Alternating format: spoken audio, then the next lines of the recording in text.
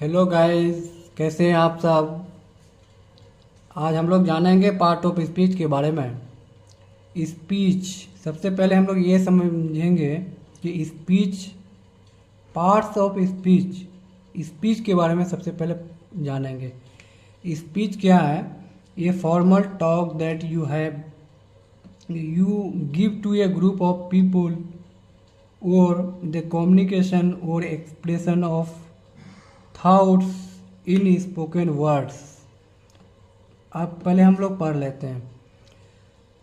इसमें क्या है, जैसे स्पीच, जब हम अपनी बात को किसी ग्रुप ऑफ पीपुल मतलब लोगों के सामने रखते हैं, तो हम बहुत सारी बातों को, अपने थॉट को रखने के लिए क्या करेंगे। हम सबसे पहले एक सेंटेंस बनाएंगे।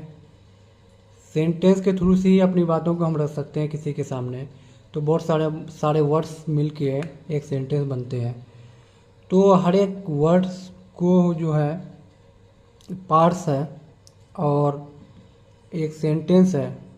बहुत सारे सेंटेंस मिलके एक स्पीच बनाते हैं हम लोग। तो या तो हम स्पीच देते हैं, या तो एप्लीकेशन फॉर्म लिखते हैं, या अपनी 10 लोगों के सामने हम अपनी बातों को जिक्र करते हैं। तो हम या अपनी फीलिंग एक्सप्रेशन को जो है एक वर्ड्स, स्पोकन वर्ड मतलब बोलकर बताते हैं। तो हम बहुत सारे वर्ड्स को लेके बताते हैं। तो सामने वाले को अपने थॉट जो है बोलकर हम जो बताते हैं, तो उसमें देखेंगे हम कि हर एक वर्ड मिल के एक सेंटेंस बनाएंगे, और एक सेंटेंस के थ्रू से ही अपनी बातों को सामने वाले को एक्सप्रेस करते हैं। तो इसी को कहते हैं एक्चुअली में पार्ट ऑफ स्पीच। तो स्पीच का मतलब तो हम लोग समझ ही गए हैं कि formal talk that you give to a group of people, the communication और expression of thought in spoken words. अब द डिवीजन ऑफ वर्ड्स बात हुई। The division of words according to their function in sentence is called parts of speech. ये तो हम समझा चुके हैं। शब्दों का वाक्यों में अपने कार्य के अनुसार विभाजन पार्ट ऑफ स्पीच कहलाता है। अंग्रेजी भाषा में जितने वर्ड हैं वो कार्य एवं अर्थ के अनुसार सिर्फ 8 ही प्रकार के होते हैं। 8 ही प्रकार के होते हैं। अभी पूरी बात समझ में नहीं आएगी, जब हम पूरा आपको धीरे धीरे से बताएंगे तब समझ में आएगा हम इसमें कहना क्या चाहते हैं या हम लोग पढ़ना क्या चाहते हैं। अंग्रेजी भाषा में जितने वर्ड्स हैं वो कार्य एवं अर्थ के अनुसार सिर्फ 8 ही प्रकार के होते हैं। नाउन, संज्ञा, प्रोनाउन, सर्वनाम, एडजेक्टिव, विशेषण, वर्ब, क्रिया, एडवर्ब, क्रिया विशेषण, प्रीपोजिशन, संबंध सूचक, कंजंक्शन, संयोजक, इंटरजेक्शन, विस्मयादि बोधक। इसमें एग्जाम्पल के थ्रू से पहले समझते हैं। एग्जाम्पल के थ्रू से हम लोग ज़्यादा क्लियरली समझ में आएगा। तो हम लोग आज यही देख रहे हैं कि Mohan is a student. Mohan एक विद्यार्थी है। Radha reads English, Radha English पढ़ती है।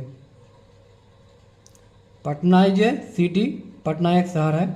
Kapil writes with a pen, Kapil pen से लिखता है। राम लिव्स इन पटना, राम पटना में रहता है। ही लव्स फ्लावर, वह फूल से प्यार करता है। तो अल्टीमेटली जाके बात समझ में कब आएगी, जब हम लोग इस एग्जाम्पल के थ्रू से समझेंगे। ठीक, जैसे यहाँ पे देख रहे हैं मोहन इज ए स्टूडेंट है, तो मोहन को हम नाउन कहते हैं। यहाँ मोहन है, मोहन जो है नाउन है। ठीक है। इज जो है ये है वर्ब। स्टूडेंट जो है ये भी है नाउन।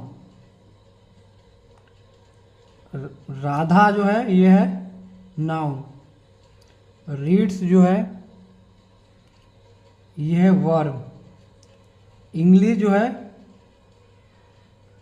ये भी है नाउन। पटना जो है ये है नाउन। इज ये है वर्ब। सिटी ये है नाउन। तो हम ये देख रहे हैं यहाँ पे कि पार्ट ऑफ स्पीच का मतलब ये है कि जैसे Mohan is a student, Mohan एक विद्यार्थी है। हम किसी को बता रहे हैं कि मोहन इज ए स्टूडेंट है, मोहन इज ए स्टूडेंट।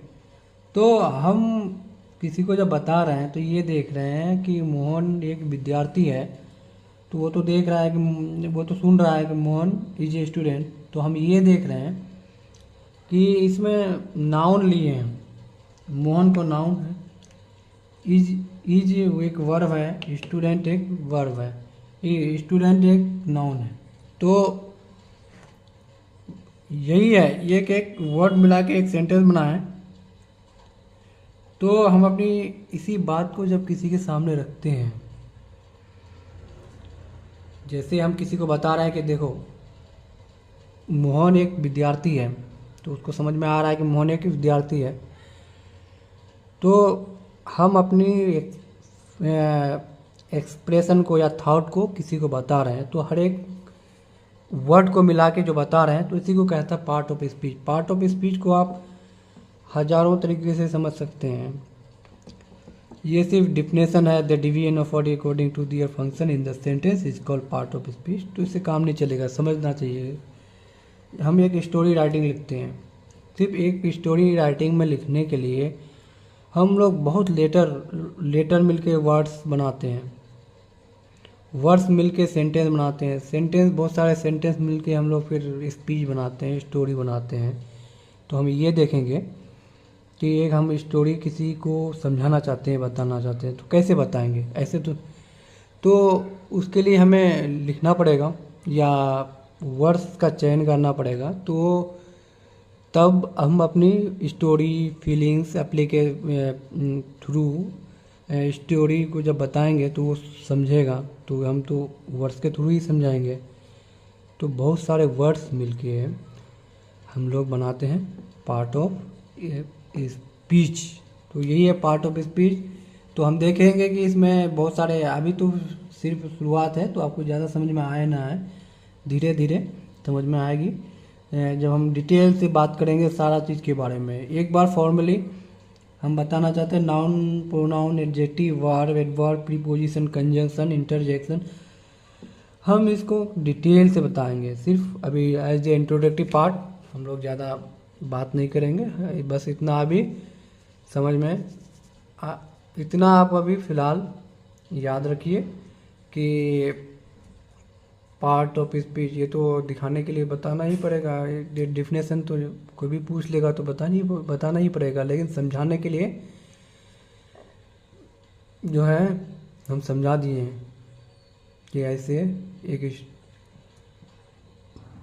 और पार्ट ऑफ स्पीच जो है इंग्लिश का जो है बेस है। जो पार्ट ऑफ स्पीच समझ गया वो इंग्लिश में हर एक चीज़ को समझ जाएगा।